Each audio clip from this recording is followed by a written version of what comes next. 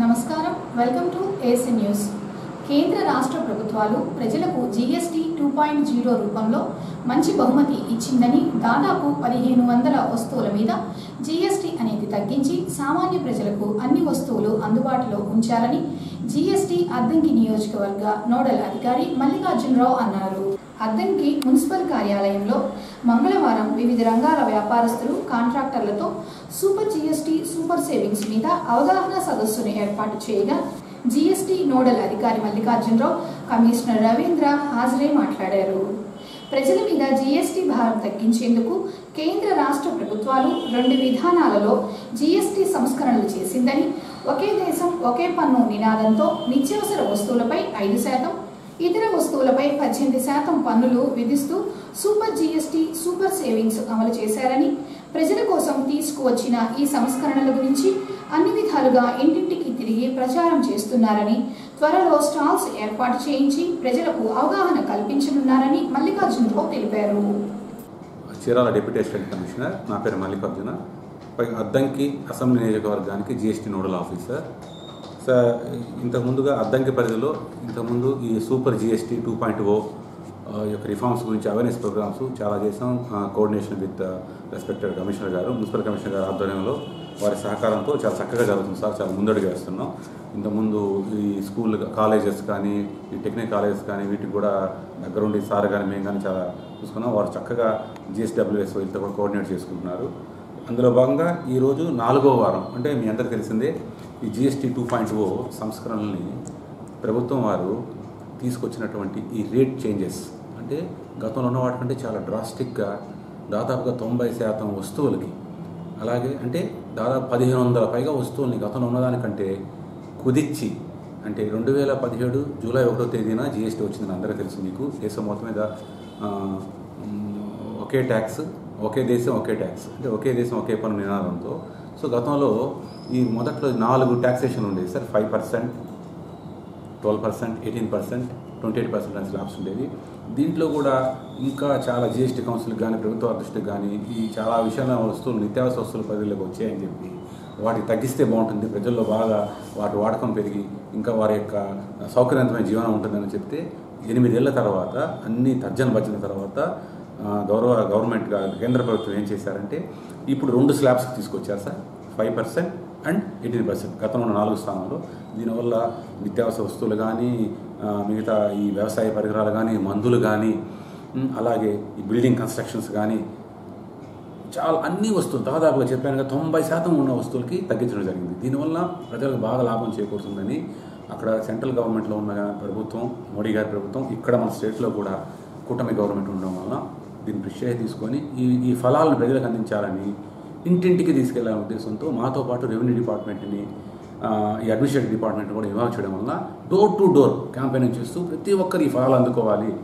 దీని విధంగా భారారిష్టాలు ఎన్నో ఉన్నాయి. అంటే గతంలో ఉన్న ఆదాయం చాలా తగ్గిపోతుంది గవర్నమెంట్ వారికి, అయినా కూడా వాటిని ఉపయోగించకుండా, వాటిని పట్టించుకోకుండా ప్రజల సౌభాగ్యమే, వారి సౌకర్యమే మాకు ముఖ్యమైన ఉద్దేశంతో వీటంటి వారి దృష్టికి తీసుకొని తాత్కాలికంగా ఇప్పుడు జరిగిన నష్టాన్ని వేరే విధంగా మనం నింపుకోవచ్చనే ఉద్దేశంతో ప్రజల కోసమే ఈ యొక్క దీన్ని లాస్ట్ పబ్లిసిటీ అండి తీసుకెళ్తాం. ఈరోజు అందులో భాగంగా మన మున్సిపల్ కమిషనర్ గారు పట్టణంలో ఉన్నటువంటి ఈ బిల్డర్స్ కానీ, వర్క్స్ కాంట్రాక్ట్స్ కానీ, ఈ భవన నిర్మాణ సంబంధించిన వస్తువులు ఏదైనా సిమెంటు, స్టీల్ కానీ, ఫిట్టింగ్స్, శానిటరీ వేరు, మార్బల్, గ్రానైట్, ఇతరత్ర అన్ని వస్తువులను పిలిచి మీటింగ్ కండక్ట్ చేయడం జరిగింది.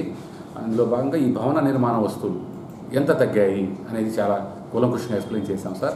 గతంలో ముఖ్యంగా మేజర్ పార్ట్ సిమెంట్ ఉండేది, 28% ఉండేది. దాన్ని ఇప్పుడు మనం ఏం చేసామంటే ఈ సంస్కరణలో భాగంగా 18%కి వచ్చింది. అంటే ప్రతి ₹1,00,000 కొనుగోలు మీద 10,000 మిగిలేటట్టుంది. అంటే మీకు ఒక ఉదాహరణ రూపంలో చెప్పాలంటే, ఒక 1000 చదరపు గజాల ఇల్లుని మనం కన్స్ట్రక్ట్ చేస్తే ఈ తగ్గిన రేట్ల ప్రకారంగా మనం చూడండి సార్, సిమెంటు దాదాపు ఒక 300 సంచులు అవసరం పడుతుంది. అంటే ₹400 ఒక సిమెంట్ బ్యాగ్ వేసుకున్నా మీకు ₹1,53,000, ₹600 గతంలో కట్టేవాళ్ళం 28%. ఇప్పుడు 18% తగ్గడం వల్ల ₹1,41,000 అందరే కడుతున్నాం. అంటే దాదాపు ₹12,000. అలాగే గ్రానైట్ మార్బుల్లో ₹2,24,000 గతంలో కడితే ఇప్పుడు ₹2,10,000, ఒక ₹14,000 మిగులుతుంది అక్కడ. అందరికీ నమస్కారం అండి. ఈ జిఎస్టీ అవేర్నెస్ కార్యక్రమంలో భాగంగా ప్రతిరోజు కూడా ఏదో కార్యక్రమం చేయబోతాం జరపమని గవర్నమెంట్ అథారిటీ. అందులో భాగంగా ఈరోజు ఈ కన్స్ట్రక్షన్ సంబంధించినటువంటి అసోసియేషన్స్ యూనియన్తో మీటింగ్ ఏర్పాటు చేయడం జరిగింది.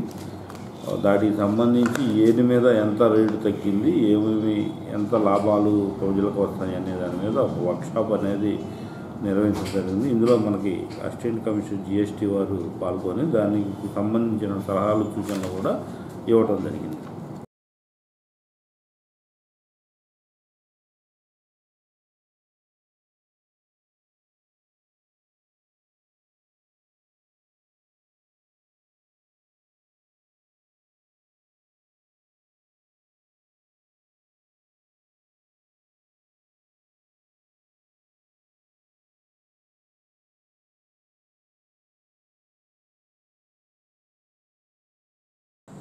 వర్షాలు పడుతున్న నేపథ్యంలో పశువులలో వచ్చే గొంతు వ్యాపు వ్యాధి నివారణకు త్వరలో టీకాలు వేయనున్నారని, పశువులు కుంటలో ఉండే వర్షపు నీరు, కొత్త పశుగ్రాసంకు దూరంగా ఉంచాలని పశువర్ధక శాఖ సహాయ సంచాలకులు కేవి బ్రహ్మయ్య అన్నారు. అద్దంకి పట్టణంలోని నర్రావారిపాలెంలో మంగళవారం గాలికుంటు వ్యాధి నివారణ టీకాల కార్యక్రమాన్ని ఏర్పాటు చేయగా ఏడి బ్రహ్మయ్య హాజరై ప్రారంభించారు. ఏడి సమక్షంలో పశువర్ధక శాఖ సిబ్బంది పశువులకు టీకాలు వేశారు. ఈ సందర్భంగా ఆయన మాట్లాడుతూ కేంద్ర రాష్ట్ర ప్రభుత్వాలు ఆదేశాల మేరకు సెప్టెంబర్ 15వ తేదీ నుంచి గాలికుంటు నివారణ టీకాల కార్యక్రమం జరుగుతుందని, అద్దంకి కురసపాడు మండలాలలో మొత్తం 31,200 పశువులు ఉండగా 25,000కు పైగా పశువులకు టీకాలు వేశారని, పట్టణంలో సుమారు 6,000 పశువులు ఉండగా నేటి నుంచి గాలికుంటు వ్యాధి నివారణ టీకాల కార్యక్రమాన్ని ప్రారంభించారని, 3 రోజుల పాటు పట్టణంలో టీకాల కార్యక్రమం జరుగుతుందని ఏడి బ్రహ్మయ్య చెప్పారు. నమస్తే అండి, నా పేరు డాక్టర్ కేవి బ్రహ్మయ్య, ఏడి అద్దంకి అండి. ఈరోజు నేషనల్ గాలికుంటు వ్యాధి నివారణ టీకాల్లో భాగంగా మన అద్దంకి టౌన్లో నర్రావారిపాలెంలో టీకాల కార్యక్రమం వేయటం జరుగుతుంది. ఈ నర్రావారిపాలెం మొత్తం కూడా ఈ టీకాల కార్యక్రమానికి 3 టీములుగా విభజించడం జరిగింది. ఒక్కో టీంలో ఒక టీం లీడర్తో పాటుగా ఒక 5 సభ్యులు ఉండేటట్టు 3 టీములు ఏర్పడతాము. ఒక టీంకి ఎల్ఎస్ఏ సరిత గారు, రెండో టీంకి మైకేల్ గారు, మూడో టీంకి ప్రతీప్ గారు ఉన్నారు. ఈ 3 టీంలు నర్రావారిపాలెంలో ఈరోజు మొత్తం కూడా తిరిగి ఈ గాలికుంటు టీకాల నివారణ టీకాలు వేస్తారు. ఈ ఉదయాన్నే వెళ్ళి పరిశీలించి వాళ్ళకి ఇన్స్ట్రక్షన్స్ ఇచ్చి రావడం జరిగింది. ఈరోజు దాదాపుగా మొత్తంలో నర్రావారిపాలెం యూనిట్ వరకు కంప్లీట్ చేయమని ఆదేశాలు ఇవ్వడం జరిగింది. వారు చేస్తారు. మన 2 మండలాల్లో అద్దంకి కొరిసిపాడు మండలాల్లో మొత్తం 31,200 చిల్లర పశువులు ఉన్నవి. ఈ పశువులన్నింటి కూడా ఇప్పటి వరకు కూడా పోయిన నెల 15వ తారీఖు నుంచి ఇప్పటి వరకు దాదాపుగా 25,000 నుంచి వ్యాక్సినేషన్ కంప్లీట్ చేశాము. ఇంకా అద్దంకి టౌన్ వరకే దాదాపుగా మిగిలిపోయింది. ఈ టౌన్ కూడా ఈ 2-3 రోజుల్లో అంటే 13, 14, 15 ఈ 3 తారీఖుల్లో మ్యాక్సిమం కవర్ చేసి కంప్లీట్ చేయడానికి మా టార్గెట్ని ఫినిష్ చేయడానికి మేము ప్లానింగ్లో ఉన్నాము, చేస్తున్నాము. తర్వాత ఈ సీజన్లో ఎక్కువ వర్షాలు పడుతున్నాయి కాబట్టి మనకి ఈ వర్షాకాలంలో ఎక్కువ గొంతు వాపులు వచ్చేదానికి, చిన్న దూడల్లో పడ్డల్లో వచ్చేదానికి అవకాశం ఉంది. కాబట్టి ఆ టీకాల కార్యక్రమం కూడా ఈ కార్యక్రమం అయిపోయిన వెంటనే తదుపరి కార్యక్రమంగా దాన్ని టేకప్ చేసి వేయాల్సి ఉంటుంది. దాన్ని కూడా చేస్తున్నాము, ప్లాన్ చేస్తున్నాము దాని ప్రకారంగా. అట్లాగే పాడి పశువులు నీళ్ళ కుంటల్లో ఎక్కువ ఈ ఎర్ర నీళ్ళు, కొత్త నీళ్ళు వచ్చాయి కాబట్టి ఆ నీళ్లు తీసుకొని గడ్డి పచ్చి మేత తీసుకున్నప్పుడు ఎక్కువగా ఈ గొంతు వ్యాధి రావడానికి ఎక్కువ అవకాశం ఉంది. ఈ వ్యాధి సోకిన పశువు ఎక్కువ నోటెంబడి సొంగబడుతూ జ్వరంతో బాధపడుతూ త్వరగా చికిత్స అందించడానికి ముందుగానే చనిపోయేదానికి ఎక్కువ అవకాశం ఉంది. కాబట్టి పశువులని వీలైనంత వరకు కొత్త నీళ్లు, కొత్త మేతని కొంచెం దూరంగా ఉంచి మేపుకోవాల్సిందిగా విజ్ఞప్తి చేస్తున్నాను.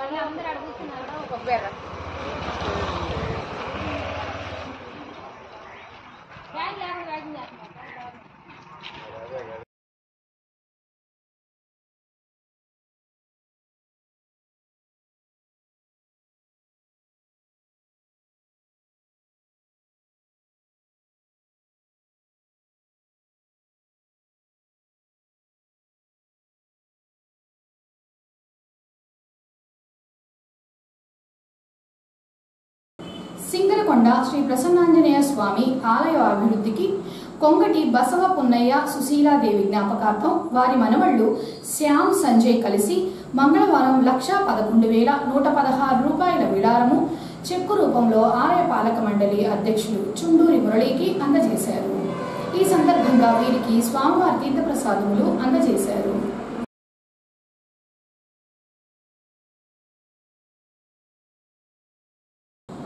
అద్దంకి పట్టణంలోని స్థానిక బంగ్లా రోడ్లో ఉన్న Prem eye care and articles వారి 3వ వార్షికోత్సవం సందర్భంగా బుధవారం ఉచిత మెగా కంటి వైద్య శిబిరం ఏర్పాటు చేయనున్నారని కంటి వైద్య నిపుణులు డాక్టర్ జి షాలింరాజు తెలిపారు. ఈ సందర్భంగా ఆయన మాట్లాడుతూ ఉచిత మెగా కంటి వైద్య శిబిరానికి అనుభవం కలిగిన వైద్యులు వస్తున్నారని, అద్దంకి పట్టణంలో మరియు గ్రామీణ ప్రాంతాలలో ఉండే ప్రజలు కంటి వైద్య శిబిరాన్ని వినియోగించుకోవాలన్నారు.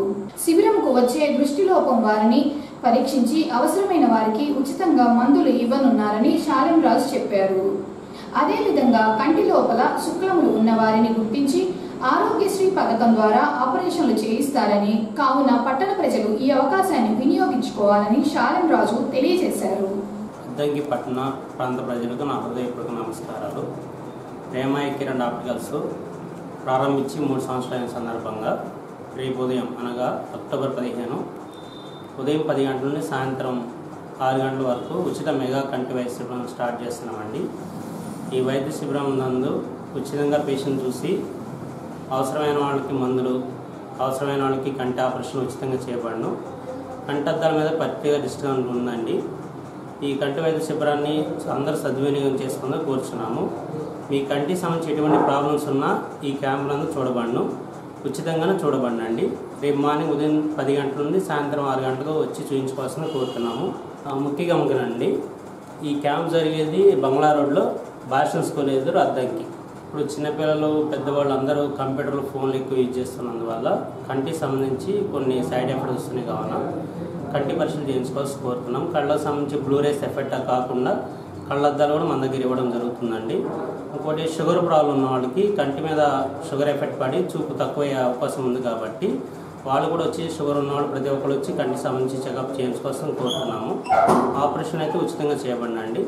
ఎవరైనా రావచ్చు, చేయించుకోవచ్చు. మార్నింగ్ 9 గంటల నుండి సాయంత్రం 6 గంటల వరకు చేయించుకోవచ్చు అండి.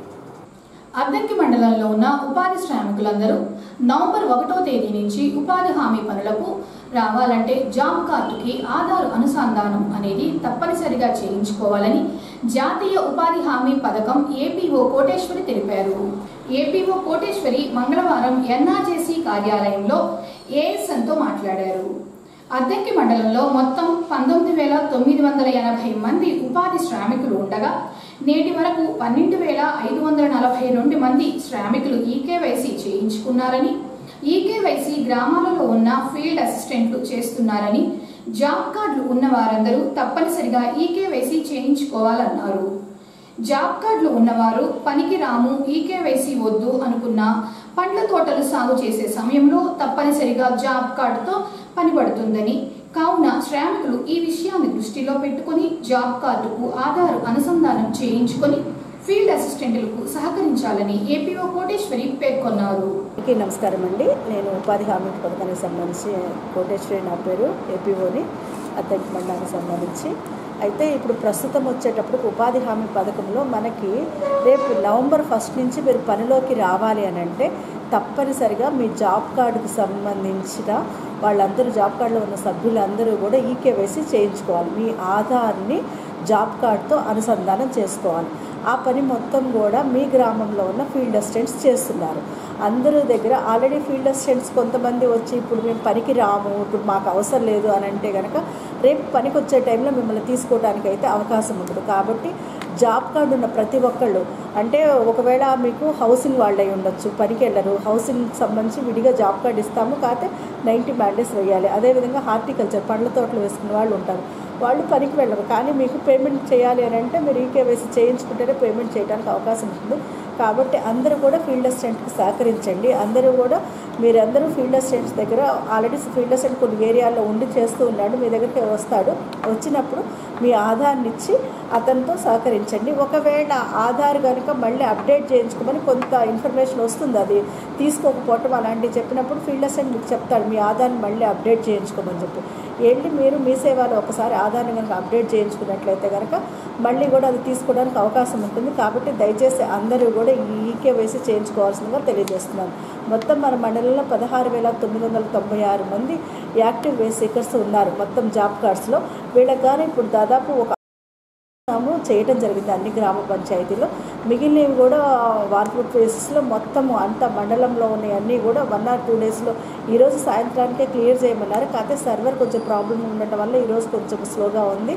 మళ్ళీ కనుక సర్వర్ ఫాస్ట్ అయినట్లయితే కనుక ఇవాళ రేపట్లో మొత్తం కూడా కంప్లీట్ చేయడం జరుగుతుందని తెలియజేస్తున్నాను. థ్యాంక్ యూ వాళ్ళకి.